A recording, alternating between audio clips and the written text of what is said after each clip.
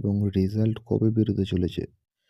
তো এই ভিডিওটা তাদের জন্যই যারা কলকাতা পুলিশ কনস্টেবলের পরীক্ষা দিয়েছো এবং তারা অপেক্ষা করছো মাঠের জন্য, মাঠে ডাক আসার জন্য এবং রেজাল্ট প্রকাশ হওয়ার জন্য। তো আমি এই ভিডিওর মাধ্যমে বিস্তারিত জানিয়ে দেবো যে কলকাতা পুলিশ কনস্টেবলের প্রিলিতে কত কাট অফ যেতে চলেছে এবং কবে নাগাদ রেজাল্ট বেরোতে চলেছে। ভোটের আগে বেরোবে নাকি ভোটের পরে বেরোবে রেজাল্ট, সেটাও আমি এই ভিডিওর মাধ্যমে জানিয়ে দেবো। তো বন্ধুরা, তুমিও যদি একজন কলকাতা পুলিশ কনস্টেবলের ক্যান্ডিডেট হয়ে থাকো আর এই ভিডিওটি যদি তোমার কাছে গিয়ে থাকে, তো ভিডিওটিতে একটি লাইক করে চ্যানেলটি সাবস্ক্রাইব করে নেবে। কারণ এরম ইনফরমেটিভ ভিডিও এবং অথেন্টিক ভিডিও কিন্তু এই চ্যানেলে সর্বপ্রথম আপডেট দেওয়া হয়। আর আমি সর্বপ্রথম যে কলকাতা পুলিশ কনস্টেবলের প্রিলির যে রেজাল্ট আছে কাট অফটা, সেটা আমি অনুমান করে তোমাদের বলবো কাট অফ কত কী যেতে চলেছে এবং তারপরে আমি বলবো যে কলকাতা পুলিশ যে প্রিলির যে রেজাল্টটা সেটা কবে নাগাদ বেরোতে চলেছে। সেটা ভোটের আগে বেরোবে নাকি ভোটের পরে বেরোবে সেটাও আমি জানিয়ে দেবো ভিডিওর মাধ্যমে। তো সবাই ভিডিওতে থাকো। তো বন্ধুরা, তোমরা এখানে অন স্ক্রিন দেখতেই পাচ্ছ যে কলকাতা পুলিশের একটা সম্ভাব্য কাট অফ আমরা এখানে তুলে ধরেছি। তো আমরা সকলে এটা অনুমান করে এই কাট অফটা এখানে তুলে ধরেছি যে ইউআরদের ৪৫ থেকে ৪৮ থাকবে কাট অফ।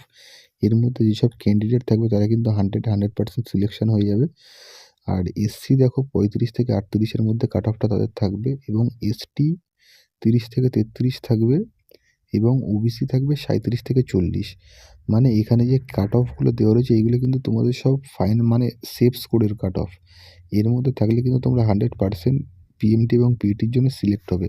কারণ এটা কলকাতা পুলিশের প্রিলি পরীক্ষা এবং তোমরা সকলেই জানো যে এইবার কলকাতা পুলিশের ক্যান্ডিডেটের মানে পার্সেন্টেজ হার যথেষ্ট পরিমাণে কম ছিল এবং ফর্ম ফিল আপও যথেষ্ট পরিমাণে কম ছিল।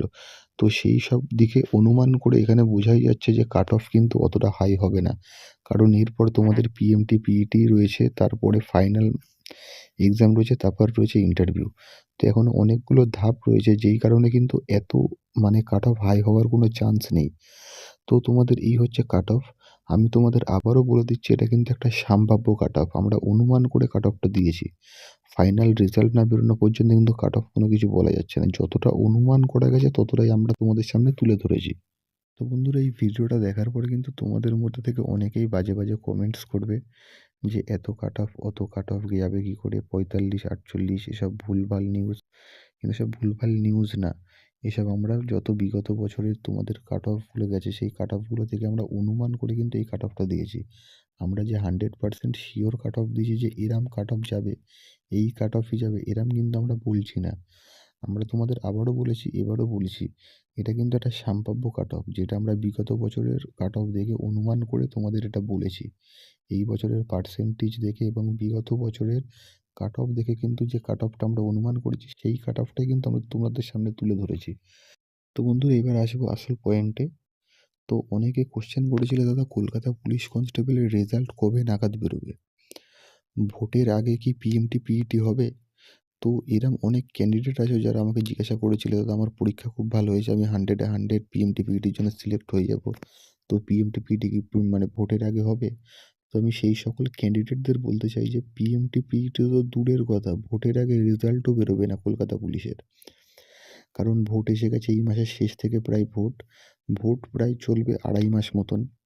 তো তোমাদের ধরো এপ্রিলের শেষ, মে মাসের শুরু, মানে এপ্রিলের শেষ থেকে ওই মে মাসের ফার্স্ট উইক কিংবা সেকেন্ড উইকের দিকে কিন্তু কলকাতা পুলিশের রেজাল্ট বেরোবে। তো এই ২ মাসের মধ্যে কোনো কলকাতা পুলিশের রেজাল্ট বেরোনোর কিন্তু কোনো আশা নেই।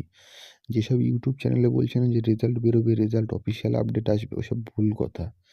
রেজাল্ট কিন্তু এখন বেরোনোর কোনো চান্স নেই। কারণ পুরো রাজ্য জুড়ে vote, vote, vote, vote election নিয়ে চলছে। আর তার মধ্যে কিন্তু যত তাড়াতাড়ি সম্ভব কিন্তু ডাব্লিউবিপি যে কনস্টেবল সেটার কিন্তু জয়েনিংটা শেষ করবে।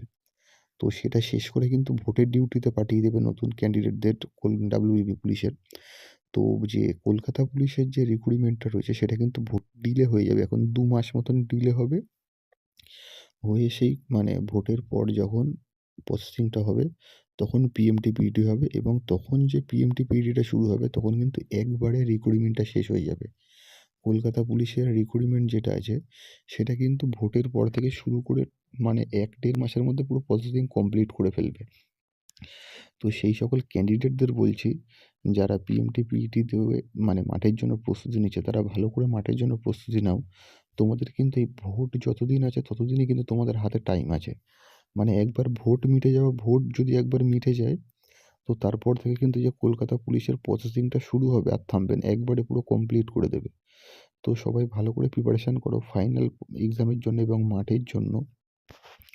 ইন্টারভিউ তো আছেই। তো সবাই ভালো করে প্রিপারেশন করো। কলকাতা পুলিশের রিক্রুটমেন্ট কিন্তু আর খুব বেশি হলে 4 থেকে 5 মাসের মধ্যে টোটালি কমপ্লিট হয়ে যাবে। তারপরে আবার নতুন ভ্যাকান্সি আসবে। তো ভিডিওটি আমি এখানেই শেষ করলাম। ভিডিওটা ভালো লাগলে কিন্তু একটা লাইক করে দেবে। আর চ্যানেলে যারা প্রথমবার আছে তারা চ্যানেলটি সাবস্ক্রাইব করে নেবে, কারণ এরমই ইনফরমেটিভ এবং অথেন্টিক ভিডিও কিন্তু এই চ্যানেলে সবার প্রথম আপডেট দেওয়া হয়।